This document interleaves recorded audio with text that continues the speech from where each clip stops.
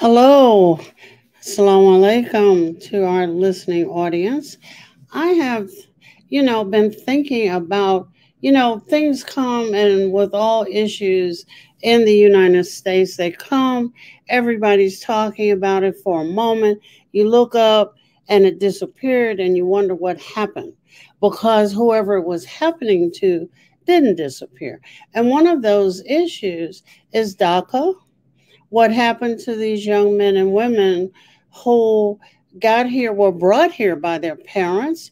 Where are they? Well, I have the opportunity and the honor to speak with Christopher Nevarez Asdar, 23 years old, born in Durango, Mexico, came to the U.S. before the age of 2. Oh, how does anybody remember that? He is undocumented, and we're going to talk about what that means.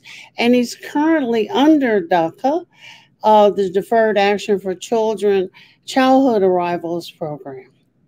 He took his Shahada in 2018, and he's been active in the Muslim community and served as the outreach chair for his university's Muslim Student Association, and he's just involved in civic justice.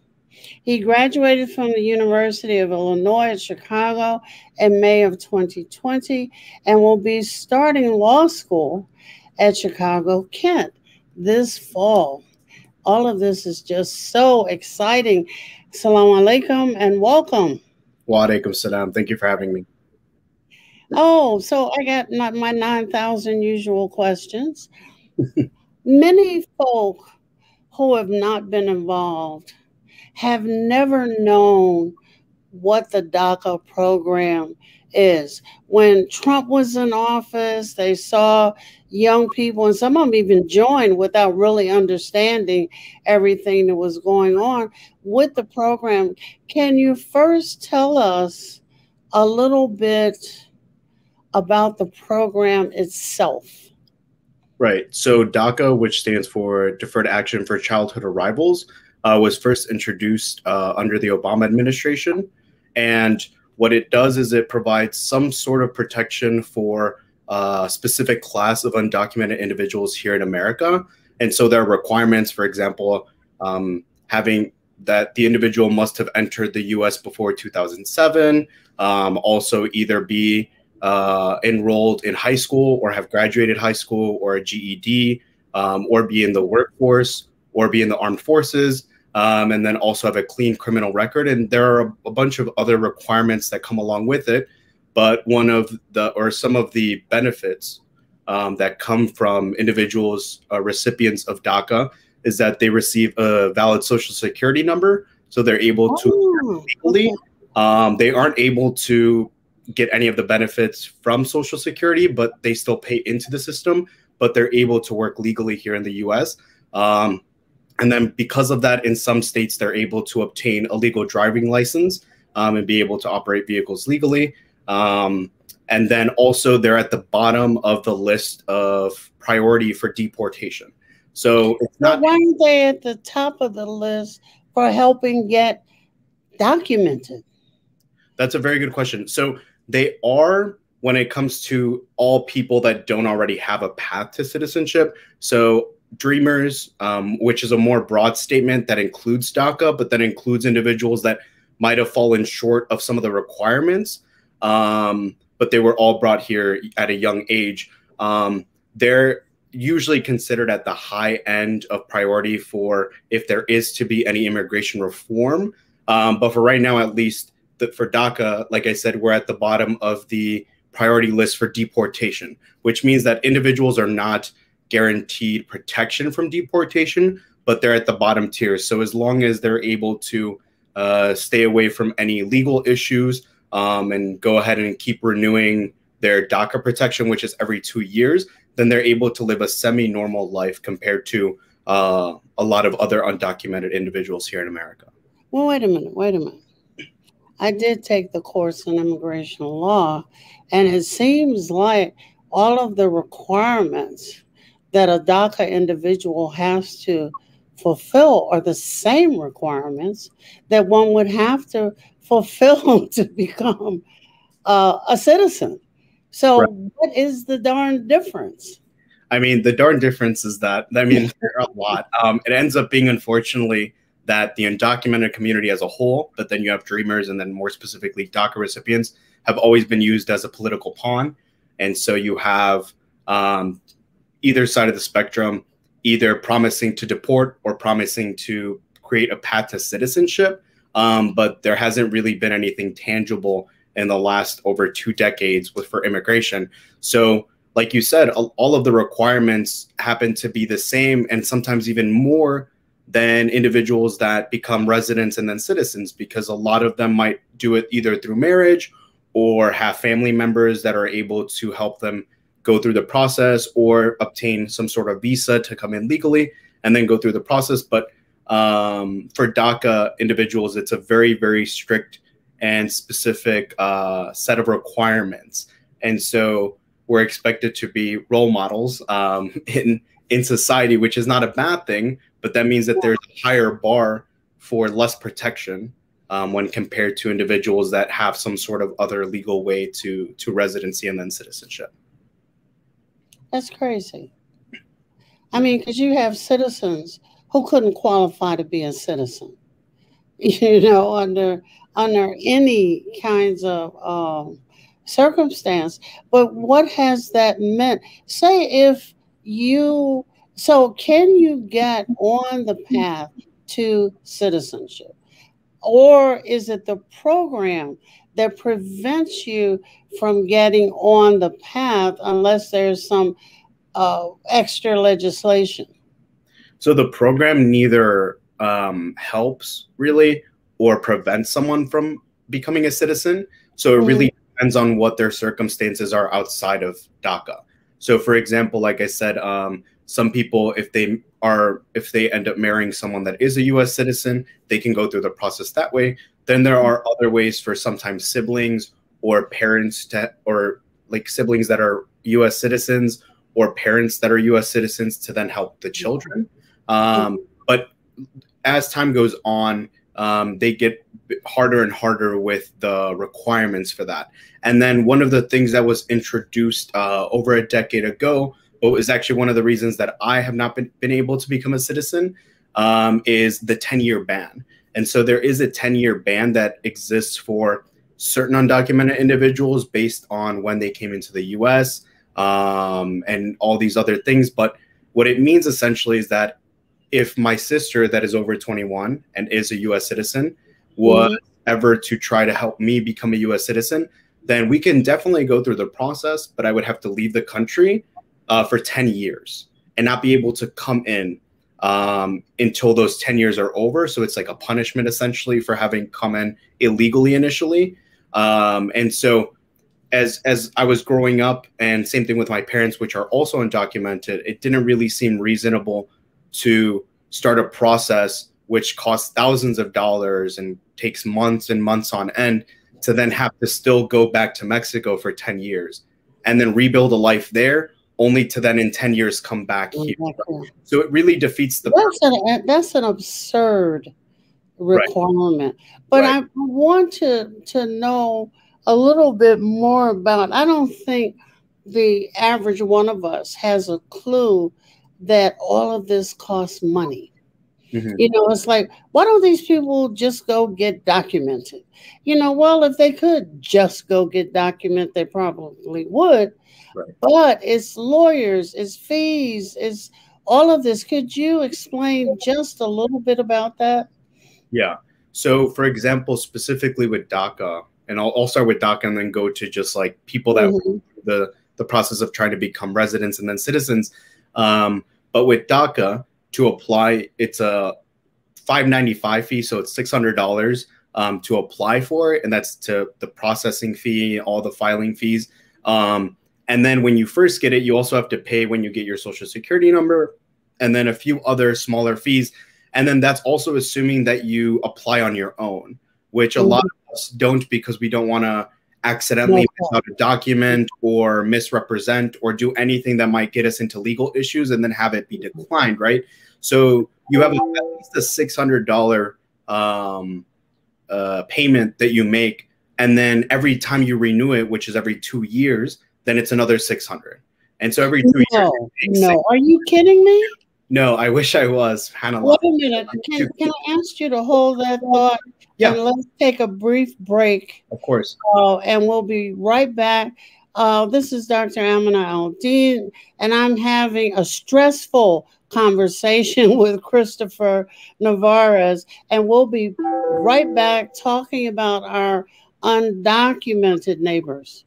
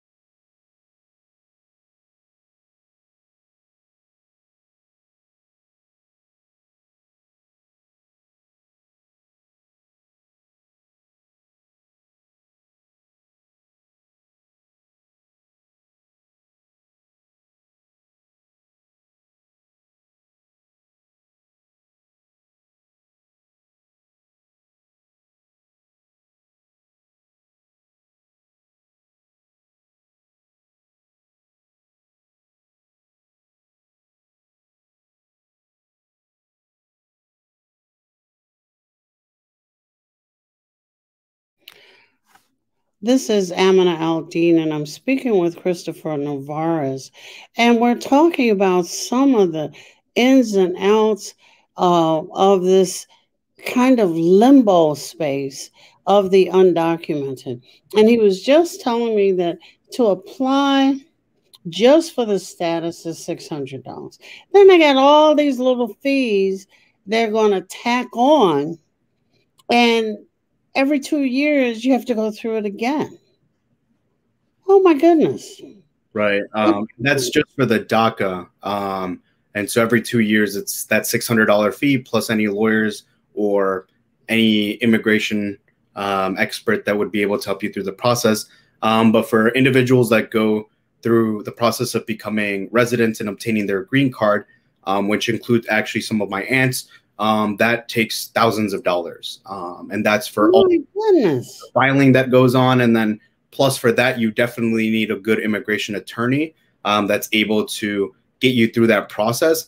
And then that's also that's assuming that you have the perfect application, right? That you don't have any other things that you might need to explain or add any additional documents that then would cost an additional fee. And then at the end of that, at least for immigrants from a lot of Central and South America, which is the majority of them, then you have to then pay to go back to your home country and fly there, and then get to the U.S. Embassy, officially receive your green card, and then come back into the U.S. And so that's another those are other expenses that come into the process of trying to become a resident or citizen.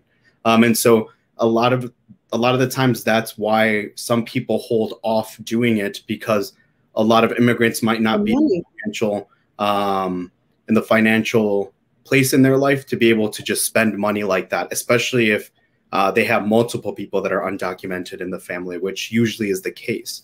And so it's a lot of time, a lot of money, a lot of effort, and a lot of headaches to go through the process. And that's assuming that you can and you qualify under the requirements to apply to become a resident. I'm dumbfounded here because I'm thinking about you have people, they're not fleeing for the hell of it. They're doing what the people who want to claim to be quintessential Americans did. in coming to this country and, of course, committing genocide, but they wanted a better life. They wanted the opportunity to work unmolested, right? Right. Now, excuse me, you have people running for their lives and you expect them to have all these documents.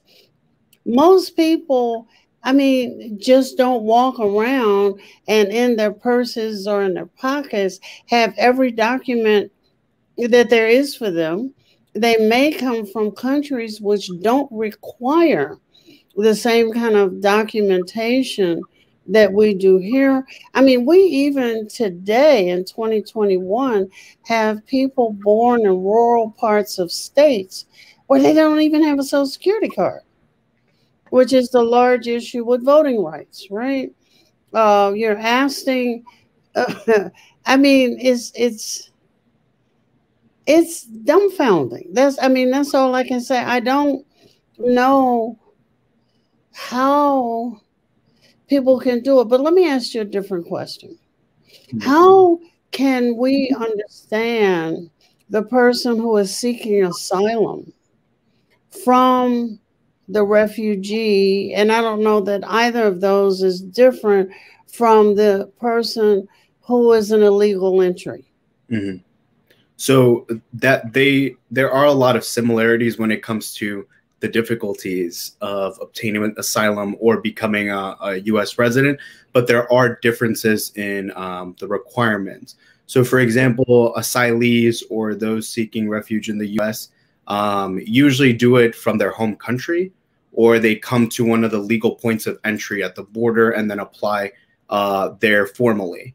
And a lot of the requirements get very, very specific to what country they're coming from.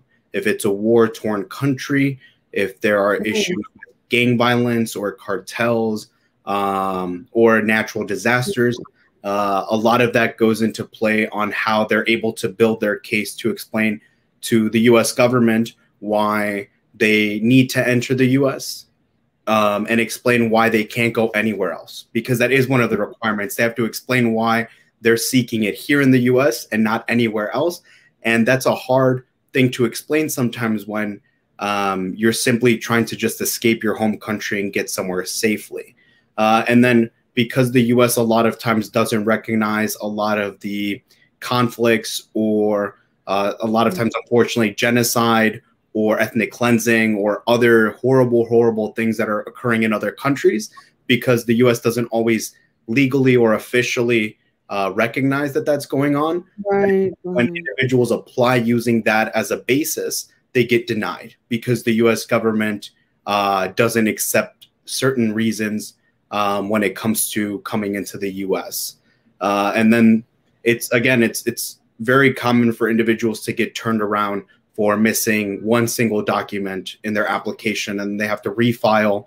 And during that whole time, they're presumably back in their home country where they're trying to escape, right?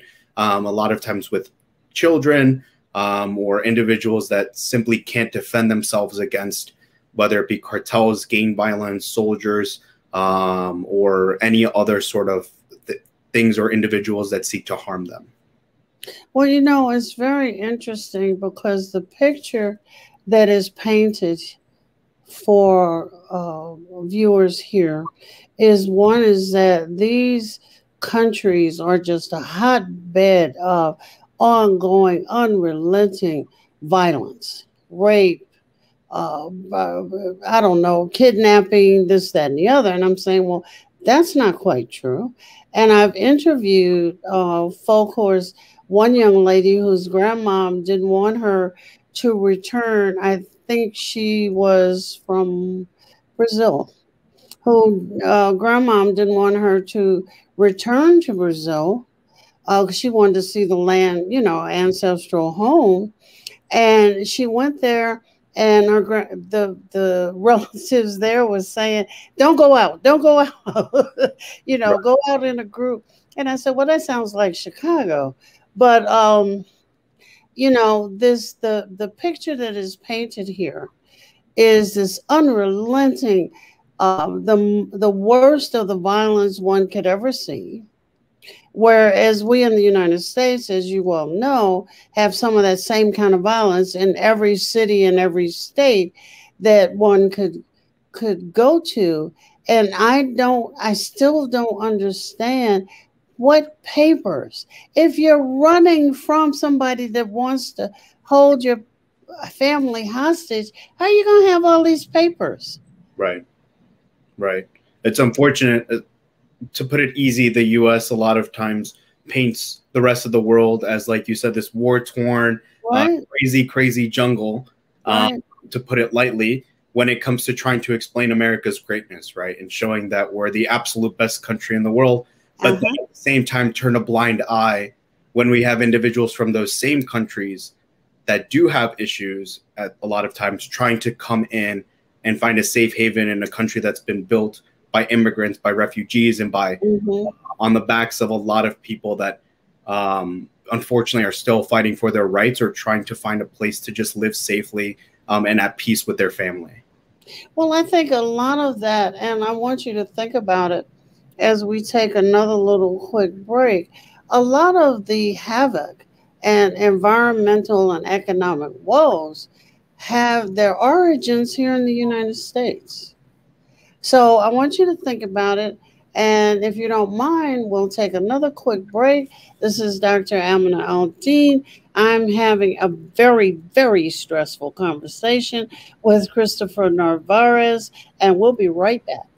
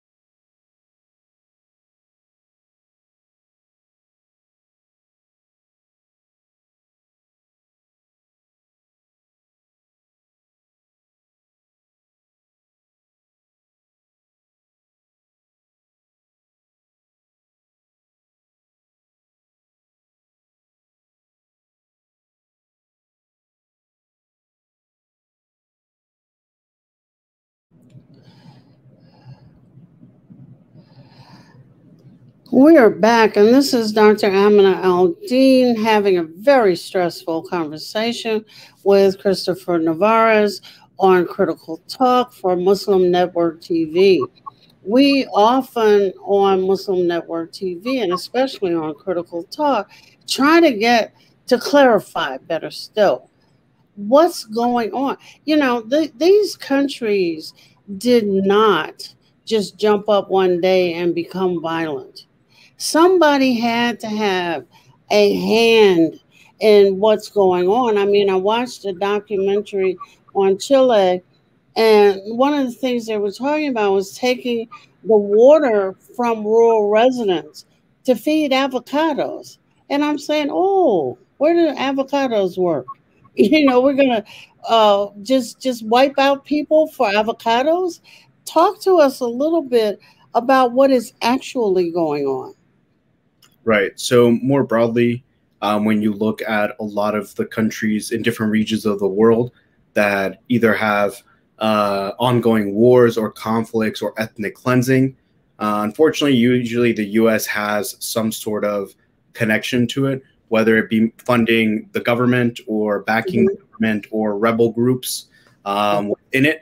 And then you have other countries like Russia and so on, also part of the conflict usually.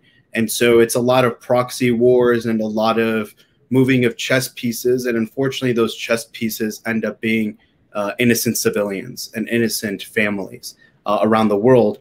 And that can be said for any topic that you could think of when it comes to, for example, the Iraq War or the war in Afghanistan, or more currently what's been, it's been going on for decades, but only really coming to the spotlight, at least here on social media and on the news kind of here, is the illegal settlements of the Israeli government on Palestinian land.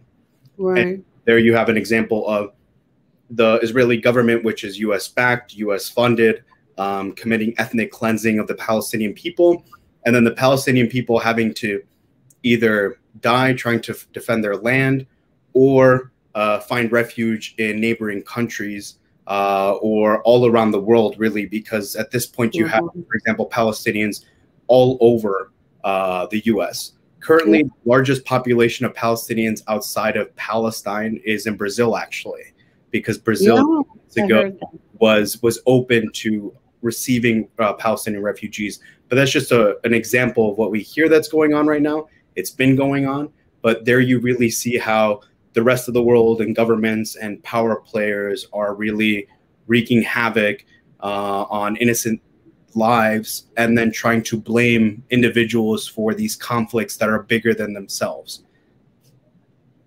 Well, let me put you in the role of a professor and say, you know, how would you even begin to explain these global dynamics that are, as you say, affecting the man that just wants to go to work and feed his family, keep a roof, you know, send some kids to school? I mean, the outrages. What was the one of the things was NAFTA, I think. I'm trying to remember what that was, and it's escaping me. So you can tell me. And then we have migrant workers who have always come here and picked the stuff we love to eat, you know, and they come, they make a little bit of money because the people paying them aren't paying them anything. And then you have the predatory banks in certain parts of California and other places. Oh, we got a bunch of migrants here. Let me do this. They all need a credit card, you know. So, I mean, what's going on? So I'm by no means an expert, but I'll try to employ my bachelor's in political science. So from what I learned and understand about just, especially here in the setting of the U.S., is you always have this system of individuals with a lot of money and a lot of power. So what we would think about as like the elites, really using those that are above or under them in the economic and societal hierarchy and pinning them against each other and causing these constant conflicts that they're able to benefit from, either economically or politically. And a great example of that, starting at the very beginning of America and what has been America, is pinning of enslaved individuals that were brought on ships and pinning them against the native population, right? Native Americans, and having them explaining to I'll backtrack. So we have those two groups being pinned against each other, and the elites blaming the natives for the hardships that slaves have, and then blaming the slaves for the hardships that Native Americans had, right? So basically trying to divorce themselves from being the actual perpetrators of harm to both of these populations. And then you go on, and then you have the emancipation of slaves in America. And then what happens is that for the elites decide to continue to perpetrate this division by convincing poor, rural, especially rural, but poor white Americans at the time that the reason for their poverty and for the violence and all these issues were the recently freed slaves, right? Mm. And so instead of the poor white population looking to the top of the ladder and saying, actually, it's the people that are rich that are keeping us poor, then turning to the easy thing to do, which is a lot of racist thoughts and biases and prejudice against the recently freed population of slaves. And then that's been going on. That happened to the Irish. That's essentially happened to every single wave of immigrants that have come into the US. They become the new scapegoat and the new, basically like the boogie monster, right? Like to explain to the poor, the disaffected individuals in America that it's actually the fault of the new immigrants that are coming in. And they're the reason that everyone is still poor. People still don't have a lot of basic necessities.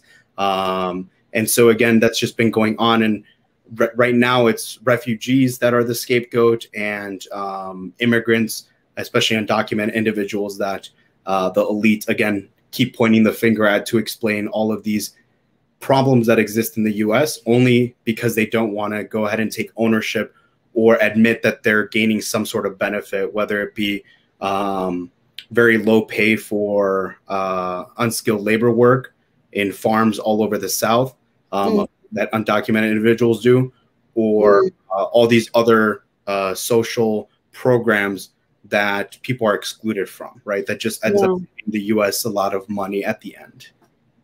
Well, let me put a different set of shoes on you. Since you're going to be this wonderful lawyer that I can call on in my young age. Every sovereign nation has to have rules for who belongs, who doesn't, who can come in and stay and benefit and not. Many of the countries in the Muslim world have no right to immigration. You can become a resident, but you can't become a citizen. So now here we are in a diaspora, so to speak, and we're wondering, and Muslims are on both sides of the fence, but not taking seriously the fact that no Muslim country will let you, I don't care if it's 10 or 20 years, become a citizen. You can become a resident.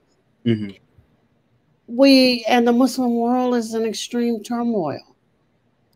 So while everybody that comes to the border is not Mexican, and I think I've explained that at least 1,000 times, but there is no understanding. There is America, which is synonymous with the United States. And there's a whole nother continent that nobody ever thinks of that has states. And then you have folks, the Uyghur, the Rohingya, the Palestinian, all of these people running from same in some instances, and in other instances, a different kind of horror. How do we, as Muslims, begin to think about this in productive ways? So I would have like what many would consider, at least currently still, like a more radical view on just immigration. And so I believe that there should be an eventual just open border policy around the world. And the reason that that sounds extreme to many is because we think of all the issues and conflicts that are occurring around the world, right? And we always go to that first thought that if we just have open borders, that means that everyone around the world is going to want to come to the US and we're going to be overpopulated, no resources, no money, no freedom, no anything, right? And of course, there would be a lot of individuals that would want to come to the US, especially if they come from countries that are really, really struggling. But there are plenty of other countries that people seek refuge in. And so the US isn't really the only option. But having that goal of an eventual open border system around the country or around the world would really push countries that have the infrastructure, the money, and the power to try to help other countries around the world for that same. Wait a minute. Let me ask two things. Number one, people don't come to countries that have no resources. There's not a double long line of people trying to get to Senegal or the Congo, right? They want to come to countries where there are benefits, whether it's a welfare system of some sort or another. And those welfare systems are paid for by citizens. Right. Right. So, I mean, why should I pay for another man and his family? I can barely take care of my own. Mm-hmm. I mean, again, that same thought, which is very natural for all of us, comes from the fact that there are all these other conflicts around the world. Yeah. That the U.S. and other countries that have the power to prevent or to help haven't, and instead have a lot of times exasperated and just made worse. And so again, there'd be that incentive to make a more peaceful world, less conflict, less wars.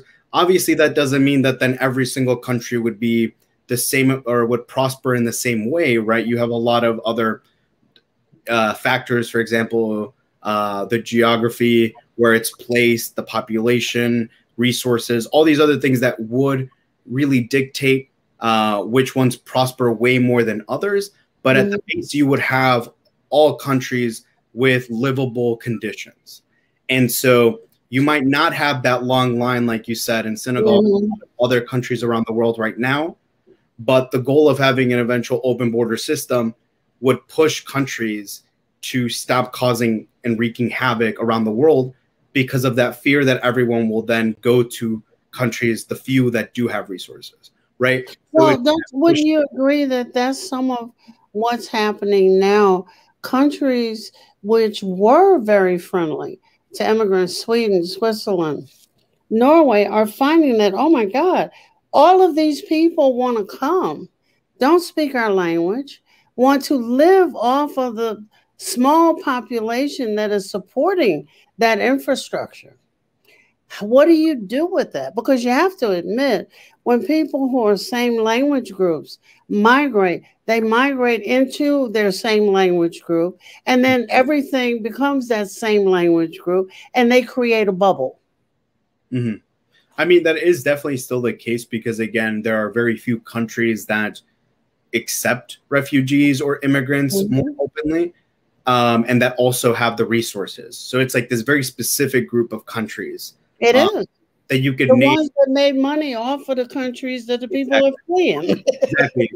So that's, again, the mistake that we make sometimes of trying to then blame people that are coming into our countries, which at the end of the day, I mean, as Muslims and just as individuals and humans, we have to remember that countries were created and they're drawn out very arbitrarily and have since the beginning of time, right? Since you've had states or governments or systems that resemble that.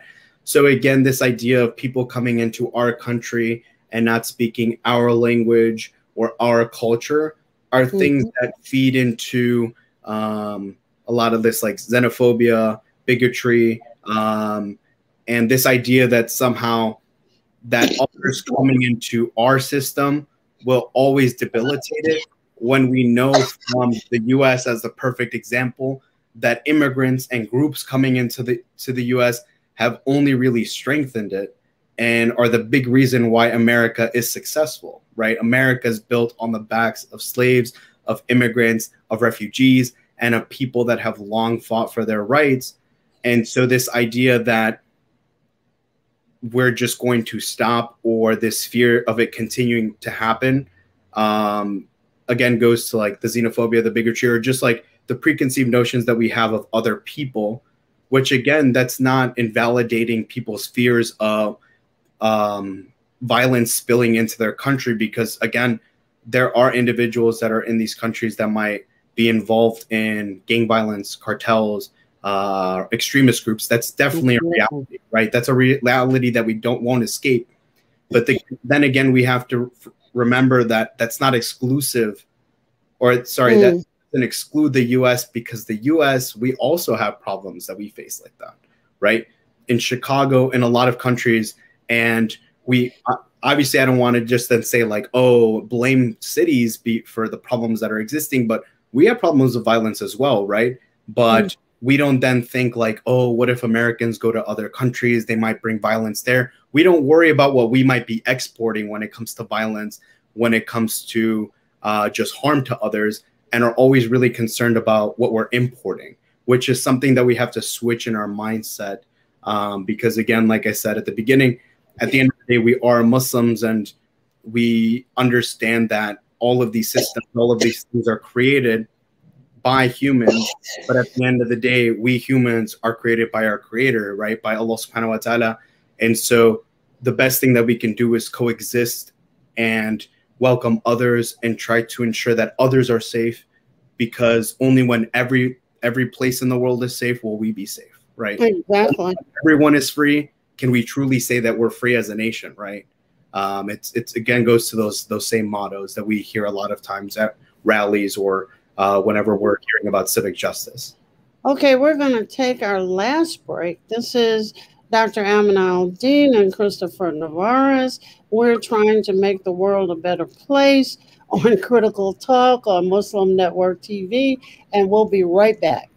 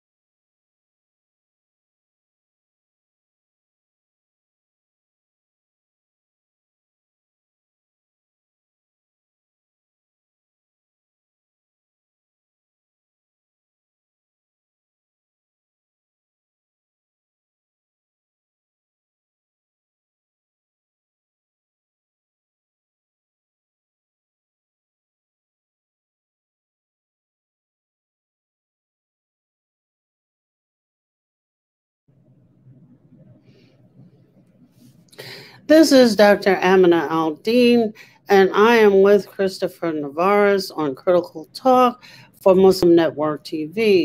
And we're kind of running the scope of ideas about immigration and DACA. And I want to run just a little bit with his idea of open borders and say that one of the things that bothers me is when I'm no longer able to speak to my neighbor, when our values and mores are so different that I can't get to know them.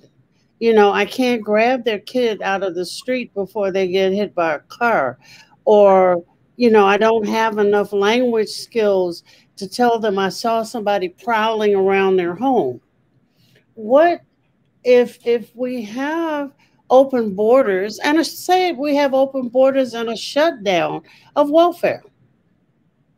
So going to that idea of, like you were mentioning, language or some of the barriers that might exist initially, again, that's what I think it would be. It would be an initial possible struggle that would just occur, some like cultural clashes, but there are plenty of examples during world history of groups that have come together and have learned basic communication, have learned to coexist. And so I think that's what would naturally happen. And like you mentioned, for example, earlier, how a lot of times immigrants that might share the same ethnic or cultural or national background migrate in groups, right? And so they might go to the same country and be living in the same neighborhoods. And that is a result of many things. But what that would do again is it would really, I think, naturally distribute communities that would come into these countries. And again, initially, it might be a bit of a struggle, but at the end of the day, it's not something that should prevent us from working towards a system where people have basic necessities. And if it is that in their home country or the area that they live in a country is not providing that for them and they have no other recourse, then they should be able to easily go to another country and build a life there, right? And again, at the end, countries, I believe, would adjust their welfare systems, their economy would naturally unfold in a way where people would be able to benefit and they'd be integrated into this system, right? Well, suppose the countries just decide, okay, I'm going to open up the borders, but I'm also going to not have a welfare system because I don't want the citizens to have something to use as a leverage against. You know, I'm paying all the taxes. They will eventually pay taxes, but not today. And so let's just dump the welfare system and you can come. I mean, any country definitely could do that. It'd be very wise, I would say, for any country that has an existing one to just go away with what they have because of the backlash that they receive even from like the current citizens of the country. Obviously, there might be some that would say, I want to pay into the system for all these people that are coming in, all of these things that, or all of these issues that some might have. But there are plenty of recipients of some of those benefits that are citizens, that are residents of that country, that would definitely fight back and ensure that they have that. Well, they could also have a system which is only for citizens. Well, I mean, that's what currently exists in the U.S., for example. And again, that is because of just the complicated immigration laws that exist, so that you have this second class of citizens, which are undocumented individuals and refugees, as second class citizens. And so an open border system would, I think, would erase that issue, right? Like you would no longer have these stringent systems based on citizenship because people are free to go from country to country as they please, assuming that they pass or assuming they're not, like, for example, like violent individuals or have some sort of record that might prevent them from easily going from country. If you have open borders, people don't have to have papers. You won't know who they are. I mean, there could still be a system of some sort of documentation, but then it would be more at a global level where people would be able to identify themselves, right? But it wouldn't be the same as like the system that is now, where depending on what country you're from, how old you are, your economic situation, you might be declined entry into a country, right? Open borders, at least the way I envision it, isn't just this like free for all where no one has documentations of any sort. People are just like doing whatever they want, right? There would still be some sort of system for accountability if they do happen to commit crime, if they do happen to violate some of the rules that exist in the territory that they enter, because at the end of the day, each group will still have power to create laws that are more in line with their values as a society. But again, laws that wouldn't exclude others for racist, bigoted, xenophobic, whatever else isms you could have against a specific group outside of your. Let me push on that. So in your notion, what you see is countries wouldn't have wars because they wouldn't have boundaries. People who don't speak the language could not be held accountable for the law because they couldn't read it. Mm-hmm. Yeah. So again, or at least the way I envision it, it's the same as when people say abolish the police, right? Mm-hmm. Like on the individual really depends on what they envision that to be. Some might say that means no police at all. Others would say that means community policing. Others say that means reform, right? And so when I think about an open border system, there would still be the countries outlined, right? People that decide that they want to, or people that are like in a group that would be able to self-govern. There would still be that sovereignty, but there would not be these country-specific laws when it comes to who can enter and who cannot, just based on their ethnic, national, cultural background, if that makes sense. So you would still would most likely still have countries. People have never left, or at least humanity has never left that natural inclination towards tribalism or towards countries or wanting to live around those that share their cultural background. Right. That's totally a natural thing. But an open border system would prevent groups from just arbitrarily or subjectively declining the entry of specific groups just because they don't like the way they look, the way they speak, the way they act necessarily. And it would have to be for more specific reasons that would be to the individual and not to a group, if that makes sense. Well, let me give you the last word on DACA. We have a couple of more minutes. Where do you think DACA is going? I would say only Allah knows, but it looks like we're at a standstill, which is very unfortunate. And it's a very common, reoccurring, same old story that we have. We had the Bush administration, the Clinton administration, the Obama administration. You could go back administrations past, and there has always been that promise of immigration reform. Yeah. To citizenship, or at least legal residency for individuals, so that people don't have to fear deportation, especially if they're not involved in any sort of crime or anything other than trying to build a better life for themselves and their family, right? So there seemed to be really good momentum at the beginning of the Biden administration. During his campaign, also initially, there has been immigration reform that has been approved in the House. It was months ago, and that's just been sitting in the Senate, right? You have the split Senate, which is very unfortunate. And from my understanding, for most immigration reform, you need a filibuster safe vote. It's not just a simple majority. So to change the immigration laws, you would need those 60 votes, not just the simple 50 votes plus the VP, which a lot of the things that are passing through legislation, that's how they've been doing it right now because it's split. A tiebreaker as Vice President Harris, but you would need that 60 vote. That's the rule in the Senate. And so it's going nowhere. Right. It doesn't seem very clear that there are those 10 Republicans, plus even Manchin, which is more moderate, but caucuses with the Democrats usually. But it doesn't seem very clear that there are those 60 votes that are needed. And so we're kind of just sitting. I know recently Chuy Garcia, Representative Garcia he's actually from Chicago. And actually, SubhanAllah, he immigrated and was born in Durango, the same state I'm from in Mexico. But he recently, even in the last few days, put out a statement and spoke about him not supporting any reconciliation on a budget until something about immigration is included in that same resolution.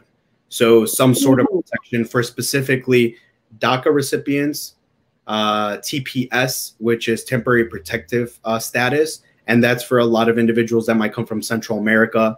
That's another specific class of immigrants. And then farm workers, labor workers that are still undocumented or might have a temporary visa, but it would provide those three classes some sort of legal status, path to residency, path to citizenship. So he's been on the forefront in saying, like, he's not going to support any resolution unless it includes that. But again, he's one of 435 reps. Exactly. 35 Congress people. And so he really is only using the power of his voice as a representative, but it doesn't seem clear, or it doesn't seem likely that he'll be the one to turn the needle, especially when it comes to the Senate specifically, which is where the issues run when it comes to immigration. Well, at least he's speaking. Christopher, we're going to have to leave this issue only for a minute because there are lots of other questions. This is Dr. Aminah Al-Deen for Critical Talk on Muslim Network TV. And I've had a very stressful conversation with Christopher Nevarez, but it's the kind of stress that we at Muslim Network TV welcome because we get more knowledge. Thank you. Assalamu alaikum. Wa alaikum salam.